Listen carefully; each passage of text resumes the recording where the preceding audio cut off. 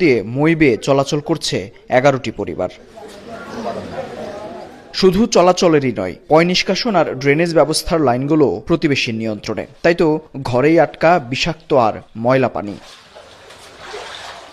গাজীপুর মহানগরীর উত্তর খাইলকুর এলাকায় চাঁদা না দেয়ায় প্রতিবেশীর বিরুদ্ধে চলাচলের রাস্তা বন্ধ করে দেওয়ার এই অভিযোগ উঠেছে। এতে চরম ভোগান্তিতে পড়েছে 11টি পরিবারের সদস্যরা। বাড়িটির মালিক জানান, চলাচলের রাস্তাটি গত 35 বছর যাবৎ ব্যবহার করা হলেও সম্প্রতি প্রতিবেশী নীলুচান খান জায়গাটি নিজের বলে দাবি করেন। এরপর থেকেই শুরু হয় এই ভোগান্তি। রাস্তা সহকারে এবং এই জায়গাটা সহকারে আমরা দলিলে উল্লেখ করছি। এবং কয়টা দলিল, মূল মালিক থেকে দইরা এই পর্যন্ত যত দলিল আছে সব দলিলের মিজে রাস্তা খাওয়া 47 ফিট প্লাস 3 ফিট। এই রাস্তাটা আমরা বিগত এই 30টা বছর আমরা ব্যবহার করছি, এখন হঠাৎ করে বন্ধ করে দিছে। আমি ভিতরে যাইতে পারতেছি না, ভিতরে ভাড়াটিয়ারা আসতে পারতেছে না। যে দিনে ঘটনা ঘটে আমি আসলাম, আসা ওদেরকে বলছি যে আমার রাস্তাটা বের করে দেন, আমাকে একটা রাস্তা দিন। আমার ভিতরে ভাড়াটিয়ারা ছিল, ভাড়াটিয়ার বাচ্চারা ছিল, সবাই কান্না করতেছে।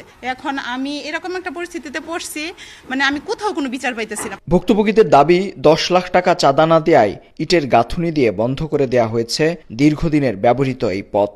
বিষয়টি জানাজানি হলে স্থানীয়রা বসে রাস্তা খুলে দেওয়ার অনুরোধ জানালেও মেলেনি কোনো সুরাহা। রাস্তা ছিল কিন্তু আমার জায়গা অন আছে, আমার জায়গা জোর নিচ্ছে। আমার চাচা এবং চাচতো ভাইদের দাবি হচ্ছে গিয়ে সেটা সরকারি জমি বা সার্বজনীন রাস্তা, কিন্তু মূলত সেটা আমাদের পার্সোনাল ব্যক্তিগত রাস্তা। এখন চাচা বলতেছে যে ওই দিক দিয়ে যেহেতু রাস্তা আছে তাহলে রাস্তা ওই দিক দিয়ে বের করে দেখ।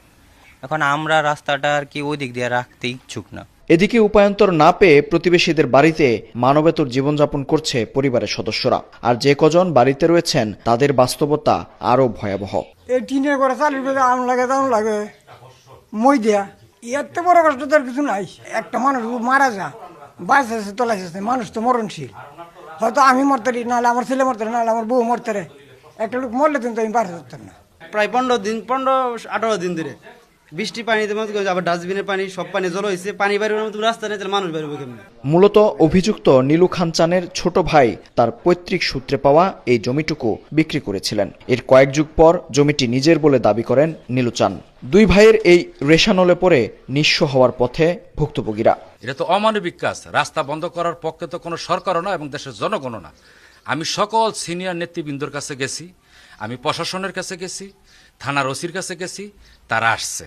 আইসা প্রশাসন নিজে বলে গেছে যে আপনি কোনো অবস্থায় রাস্তা বন্ধ করতে পারবেন না। অভিযোগের বিষয়ে জানতে দফায় দফায় যোগাযোগ করেও সাড়া মেলেনি অভিযুক্ত নীলুচান খানের। তবে তার এমন কাণ্ডে ক্ষুব্ধ হয়ে এর আগেও মানববন্ধন করেছে এলাকাবাসী।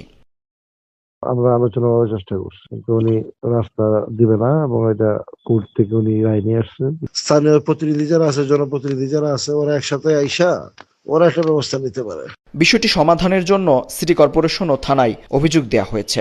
মানবিক বিবেচনায় ঘটনাটি সমাধানে সমাজের দায়িত্বশীল ব্যক্তিদের এগিয়ে আসার আহ্বান ভুক্তভোগীদের। মেহেদী হাসান, সময় সংবাদ, গাজীপুর।